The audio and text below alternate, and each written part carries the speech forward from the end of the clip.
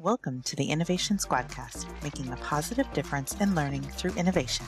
Welcome to Innovation Squadcast. Thanks for making us part of your educational PD journey. Today, we have a special guest joining us, Matt Miller, the author of the groundbreaking book, AI for Educators. Matt Miller is an educator, Google certified trainer, author, and international speaker. His passion to equip teachers to thrive in this new era of education and think differently about the craft of teaching. Matt spent more than a decade in the classroom creating unique learning experiences for his students through technology and creative teaching. He wrote the book, Ditch That Textbook, about innovative teaching ideas and rethinking education. Matt has been named one of the top 10 influencers in educational technology and e-learning worldwide. He provides practical use in class tomorrow, solutions to teachers' classrooms' needs. Matt also helps them focus on what's most important to keep education relevant. In today's episode, we're diving deep into the transformative power of artificial intelligence in education. Matt will share his insights on effective learning strategies that harness the capabilities of AI, discuss how teachers can enhance their efficiency in the classroom, and unveil his vision for future of education in an AI-driven world. So whether you're a seasoned educator or just beginning the journey with teaching in AI, this episode is for you. Matt, did I leave anything out in that introduction? No, I don't know if I can live up to all of that. You may have set the bar a little too high. I appreciate that, Jimmy. Thanks. No problem. So we appreciate you being here. We have a book study going on with one of your books right now, AI for Educators, and really going to kind of focus in on that. What inspired? Who are you? I'm Jimmy Kate. Sorry. I'm Pam Hubler. I'm Eileen Fernandez Parker. And of course, Matt. And so, what inspired you to write the book AI for Educators, and what are some key messages do you think that readers need to take away from this? Yeah, so I wrote AI for Educators. It was just a few months after ChatGPT was released. And I think I was probably a lot like everybody else, where ChatGPT came out and immediately I started seeing what it was going to do to education. You just started to wrap your brain around the possibilities of it. There was this whole roller coaster of, oh, wow, ChatGPT can do all of this cool stuff. Look at all the neat things you can do. And then the roller coaster goes in the opposite direction. You're like, oh, no. What are the kids going to do with this? Are they going to do any thinking anymore? Are they going to use it to do all of their classwork? And I could immediately see that education had the potential to be really disrupted by it. And so when I wrote AI for Educators, I wasn't coming at this from the perspective of being an AI expert at all. All I was I was an educator who had been through a bunch of stuff with technology and taught in my own classroom. And I just started to see the direction that this was headed. And I thought, man, the more I thought about it, I started thinking, well, this has implications on the types of assignments that we give and how we should prepare students. And, are we really preparing them for the future? And it's going to have implications on academic integrity. It's going to have, it's just going to have its fingers in all of these different locations. And so when I wrote AI for Educators, I just wanted to get something out there to help people to start wrapping their brains around what it was and how it applied to the classroom and what can we do. And I tried to make it as, engaging and conversational. I tried to make analogies and stories and stuff so that it was actually readable and it didn't feel like, a dense academic text about complicated technology. We didn't need that. So that's kind of like the big thing I was hoping to get across, was just that the world isn't ending, teachers aren't going away, and there's some ways that this can help us, and there are some things that we want to keep our eye on to be careful of as this technology starts to roll out. And you do such an amazing job with your books, with the visuals and making it kind of easy to read, but then it's full of amazing information that you can use right away. Thanks. Yeah, this is definitely, I think, probably the most transformative shift in education and the 20 plus years that I've been in it. And when I talk to other teachers even longer, I think that, this is definitely one of the most transformative shifts we've seen. So. Yes. Yeah. And it's going to be tough for us to figure out as we're going forward. We're already starting to see some of it, but I don't think we've even started to see, this is just sort of the tip of the iceberg. Yeah. There's this Oprah special that's coming up about artificial intelligence, and one of her guests, Oprah can get whoever she wants. So one of her guests is Bill Gates. And he made this comment that just blew me away about all of this. He said, AI is going to be the most transformative technology that any of us see in our lifetimes. And I thought, Yeah. man, Bill Gates Yeah. has seen some stuff, you Yeah. know. Yes. We all have. He's been around the block. He knows what's what about technology. And if he's saying that about this technology, like, all of us need to sit up and pay attention, I think. All right, let's go for the next question then. So, that being said, what are some of the effective learning strategies that you mentioned that educators can implement using AI tools in their classroom? Like right away, what would you think? Yeah, so I think there's let me touch on a misconception first. Okay. I think there's a misconception that when you talk about AI in education, everybody immediately thinks we're turning the kids over to the chatbots. Like, Yeah. let's let the kids use ChatGPT to write their essays and do their homework and everything.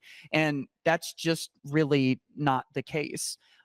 There are some ways where we could have the students and the AI collaborating and interacting directly, but really the first place that I always encourage educators to go, well, the first place is to use it for their own efficiencies and their own lesson planning and everything. But that wasn't the question. The question was about effective learning strategies. And see, I think that using AI tools like ChatGPT, like the AI assistants, and even some of the other education-centric stuff can be really powerful if the students don't even touch it. So Mhm. one of my favorite places to start is to have an AI assistant going on your computer, which happens to be connected to a projector or a smart board or an interactive display or whatever.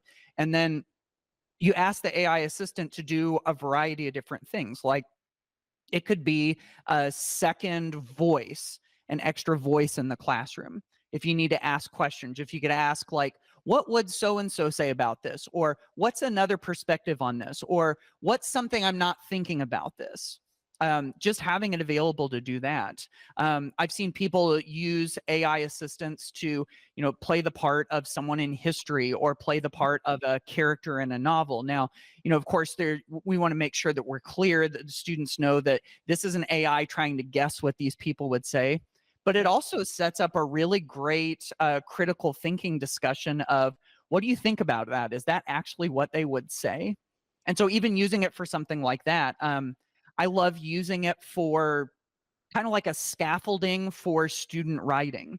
If you've got some students who you want them to do some writing, but they're just not at the point where they can go to the blank screen and the blinking cursor and just like crank out an essay. What if you have AI create a few different examples? And then you give all those examples to the students and you just have them pick and choose. Think of it almost like a puzzle. They just pick and choose parts of those example essays that they really like and cobble together a final version. They're making decisions as writers that way, but they don't have to do the heavy lifting of the whole thing. I think it's huge for feedback. There are lots of really great feedback tools around. Magic School does some great stuff. Brisk Teaching does some great stuff with providing students with immediate feedback, because we know that timely feedback is crucial. The longer that you wait, the less powerful it becomes in student work. So, I mean, those are just a handful of things off the top of my head where I think that AI deployed in the right way in the classroom can actually boost student thinking and push learning forward instead of like removing that thinking for students. Absolutely. And the Magic School is one of the ones that we are That's using what we in our use in our district. district. Yes. Yes. Oh, So okay. Glad I picked that one. it's perfect. And that's one of the ways we've had conversations already with some ELA teachers, especially, that are like, whoa, wait a minute. Yeah.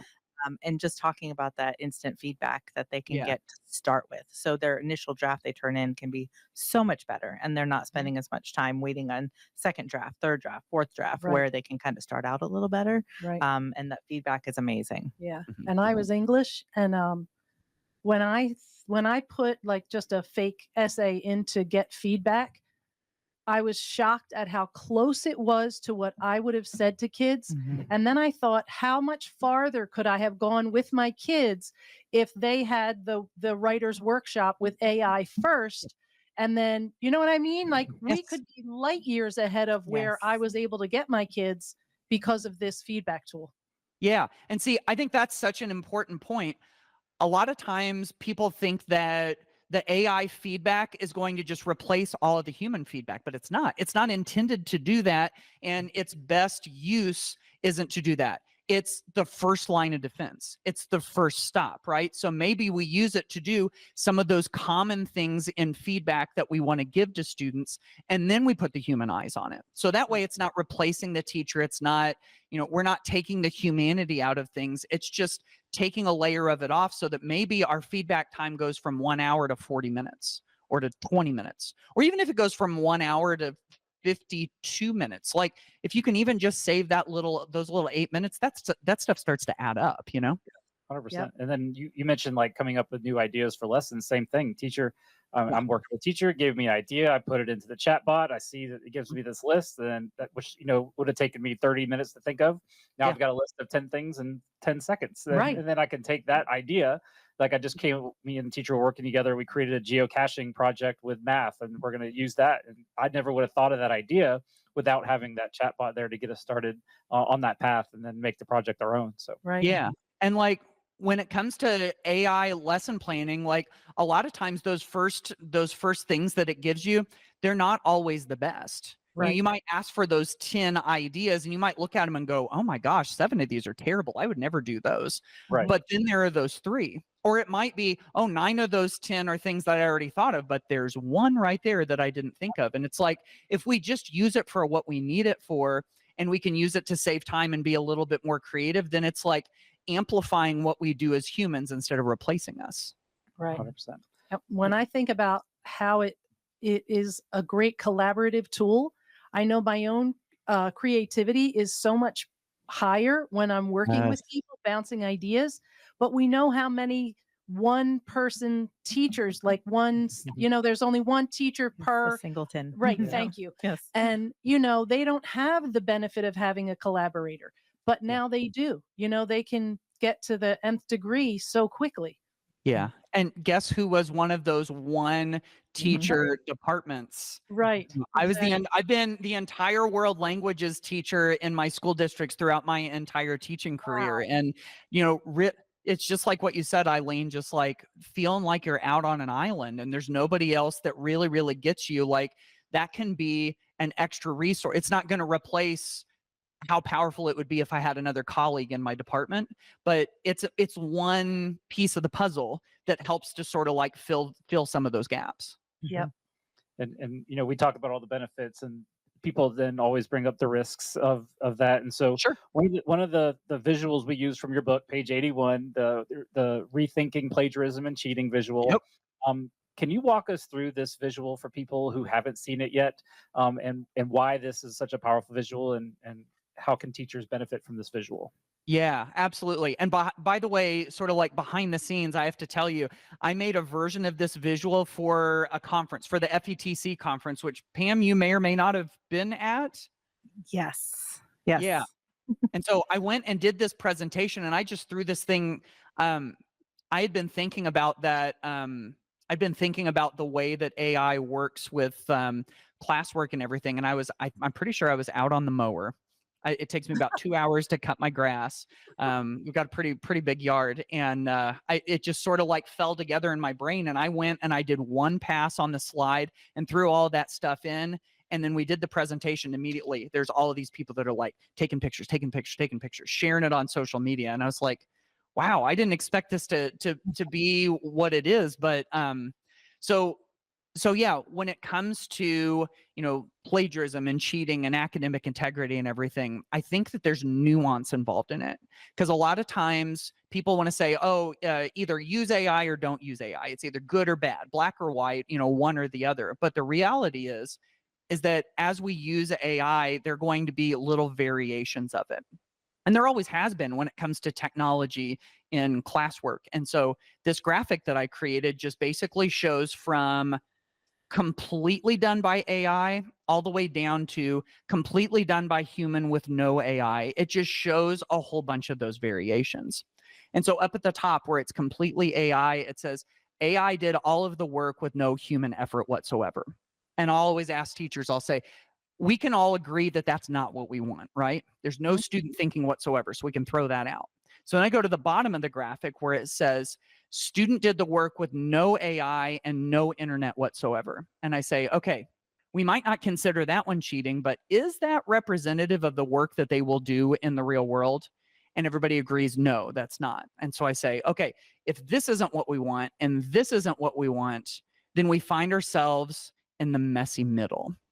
And in the messy middle, that's where a lot of it depends on context. A lot of it depends on what are the goals that you have for students? And is this amount of AI going to help students reach those goals? So there's a wide variety of, different things inside of there. Like, what if AI drafts an essay, but the student edits it for, like tone and their own voice and their own creativity? What if AI writes a draft and a student writes a draft, and then the student just compares their draft with the AI draft and then sees what they can learn from it? And there's just like all different variations inside of it. And so the questions that I always ask teachers when they look at that graphic are, if you were to draw a line through this graphic where pretty much everything above it you didn't like and pretty much everything below it you did like, where would you draw that line? And then the second question I ask them is, as you go through all of this, just keep asking yourself, does this feel like cheating? And if your answer is yes, you have to ask yourself, why does that feel like cheating? Under what context? Does this support the skills that students are going to need in the future, or is it just based on what I feel like is making me comfortable? Like, you have to ask yourselves those kinds of questions. And of course, sometimes they look at it and something feels like cheating, and under the context, it is cheating and we shouldn't use it that way. And that's fine, but it's like, a lot of it just depends on what are we trying to do? What are our goals? And does this support our goals? So instead of just saying, yes, AI, no AI, AI is awesome, AI is terrible, there's a lot of nuance inside of it. And I think we've got to really think about it clearly. Awesome. Yeah. Would you say those would be like the challenges that teachers got to kind of, when they're integrating AI? Is that pretty much what you would coach them to do as far as addressing those challenges, is kind of finding that balance? Yeah, I think that's one piece to it for sure. Yeah, is trying to figure out, because what we're really talking about here is the cheating and academic integrity side of things. And so I think figuring that part out is one part of it, but I think that there are other parts to it too. Like, how are we building this to support students' creativity? How are we building this to help them to think of AI as a collaborator instead of just as, a doer of all of my things? And so it's like, I think this is one sort of facet of the bigger picture of it. It's definitely the one facet that a lot of teachers really want to figure out the most right now. And they almost see it kind of one-dimensionally, like the academic integrity issue is the issue. But to me, it's, and I know I'm preaching to the choir here with you all, but, I'm looking at a lot of traditional practices that haven't gotten us the results that we wanted for so long. And I'm going, maybe this is the thing that breaks those, so that we can finally move forward and get past some of this stuff that just doesn't really work, that we keep doing because that's the way that we've always done it. Right. Which kind of leads us into our next question, Yeah. and perfectly, and that is like, one of the things that's big in our world is personalized learning, and the way that AI can kind of benefit personalized learning. I think our next podcast is going to be on some more specific strategies in dealing with personalized learning. But how do you see AI helping personalization in education? Oh, I think there's a ton of potential for this. I really do. I first started to see it when I read this book called AI 2041 by Kai-Fu Lee. It's this book. He wrote it with a co-author, and together they kind of like picked some trends in AI, and then they wrote kind of like a fictional narrative of what the world might look like in 2041 if those trends come to fruition. And one of the chapters was about education. And it focused in on the idea of the personalized tutor, the personalized AI tutor. And of course, if it's predicting all the way to 2041, it's come a long way. But the gist of it was that, each student gets set up with what we would call, just to help us be able to wrap our brains around it with today's technology, a personalized AI tutor, where they show up and they log into this thing, and this particular AI chatbot And it may not even take the form of an AI chatbot. Who knows in 2041? But this AI chatbot has data on how the student has performed in the past. It has data about their preferences. It has data about what motivates them. It has data about their goals. It has data about their struggles. What engages them in learning. I mean, just like all of this stuff. And so using all that data, because we know that's how AI thrives. It thrives when it's given a bunch of data and it can give us insights in it. And the more data, the better, So it's got all of these little data points about each individual student, which of course would short circuit and fry our human brains. But because that's what AI is built to do, it's really good at it. And so it takes all of those insights and it makes its best suggestion about here's what you ought to study next.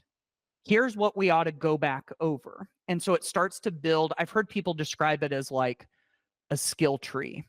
There's all of these skills that branch off of each other based on what you've done before. And so it starts to kind of like branch out based on what the student has done and where they're trying to go and everything. And it's this like optimum level of personalization that our traditional education model to this point has just not been able to scale up big enough to be able to do. Like when we're talking about human brains and limited number of teachers and limited number of hours and minutes and planning and everything, this isn't really even like a human failing. It's just, it's able to operate at a scale that's so much bigger than all that we're able to do. And I think today there's some of those tools that are starting to touch on that a little bit that are being adapted for education. I think if students use an AI assistant like ChatGPT or like Magic Student or whatever, they can get little bits and pieces of this. But I think as education and AI and technology go forward, I think we're going to start to see more and more robust things when it comes to that. And of course, the sort of scary thing for us as educators too is that it's going to start to change our role in education. I think that I won't get into the future, the visions of the future any more than you all want me to, but I think that's one thing that we have to be aware of is that our roles as teachers are going to change as AI starts to roll out and do more and more things. And really, this is consistent with the way education has been for centuries in the past. You go all the way back to the one-room schoolhouse, and they did a whole different set of skills than the teachers that we have today.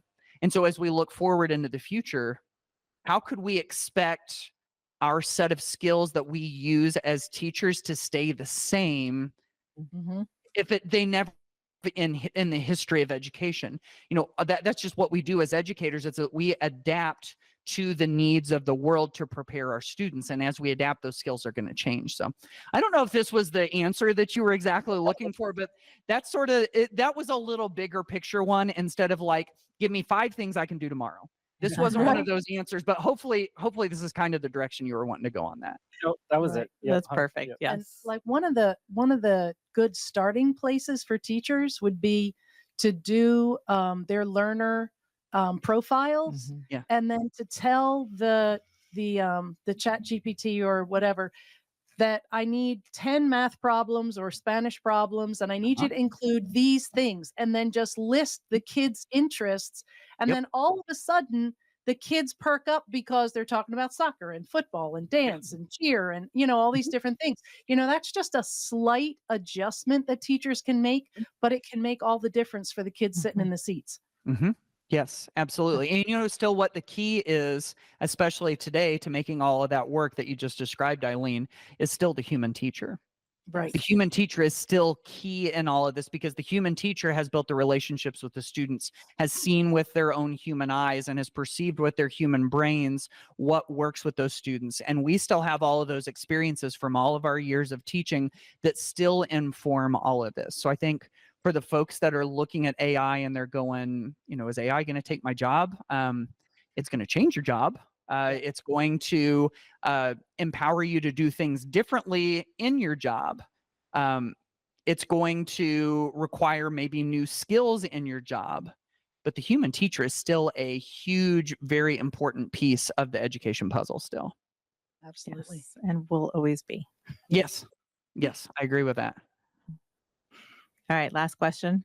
Well, let's. Can you share any of these success stories that you've seen as far as how AI has, really improved either teaching or learning outcomes or anything that you've seen recently?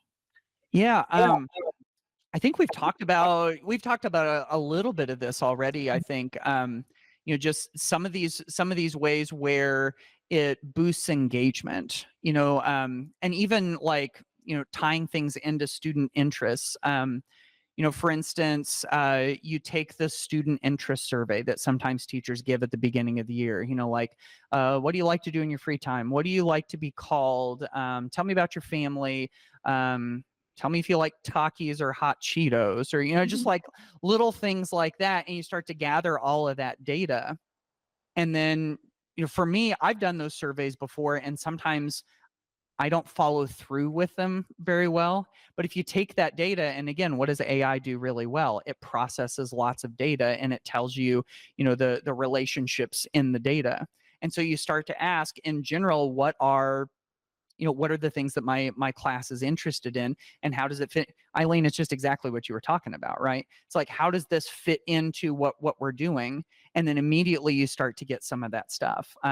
I think another success story that we haven't touched on as much is the time factor for teachers too, right? I think we've alluded to it a little bit, but I think that's one of the biggest success stories, because for decades, whenever you talk to teachers about what's standing in the way of them doing their best work and doing, the things that are going to help students the most, the thing that's standing in their way, the barrier is always time, right?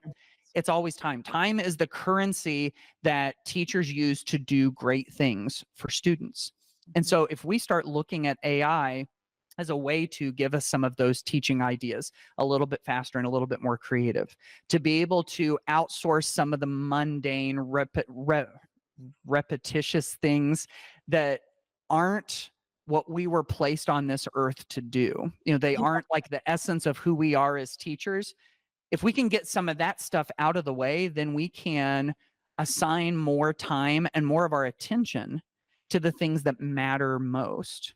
And when we start to do that, that starts to have a huge impact on kids. So I think, sometimes people sort of poo-poo the, the efficiency side of it. Oh yeah, it can save you 5 minutes. Okay, that's, but really, for educators, for teachers in real classrooms, if you can free them up 10 minutes a day, just think if you walked up to a teacher and you said, I'm going to cover your class for 10 minutes, go do whatever.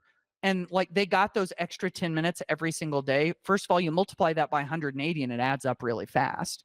And second of all, what we could do with an extra 10 minutes, that starts to move the needle in a big way, I think. So as far as, success stories go, I think those are two of the big ones. Some of that like personalization, but then also the teachers having time to apply to the stuff that matters most. And by the way, things that matter most to teachers, it can be instructional things, it could be curricular things, but it also might mean getting out the door 10 minutes faster. Yes. Yeah. And that matters a lot. You talk about all of the teachers that are leaving the profession because of burnout.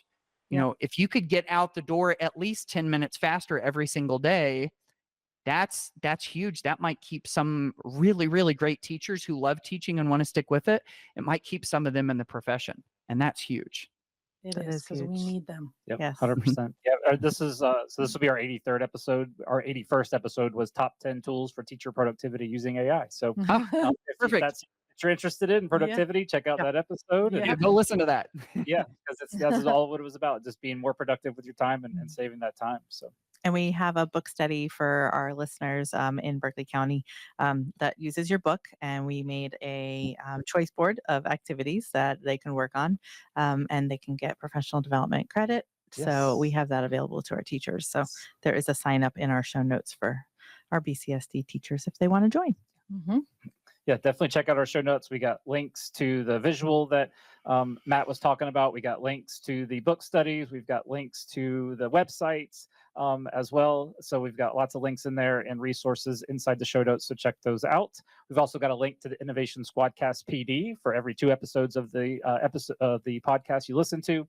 fill out a Google form, you get an hour of renewal credit as well. So check that out. Don't forget to subscribe on YouTube and listen, and also follow on Spotify, wherever you get your podcasts, to the Innovation Squadcast. So Yes. And thank you so much for joining us, Yes, Matt. we We really really appreciate it. appreciate your What time. a pleasure. Yes. This is a great conversation. I always love getting to talk about this stuff with people who care like you all. So I won't ever pass up an opportunity like this. So thanks for inviting me.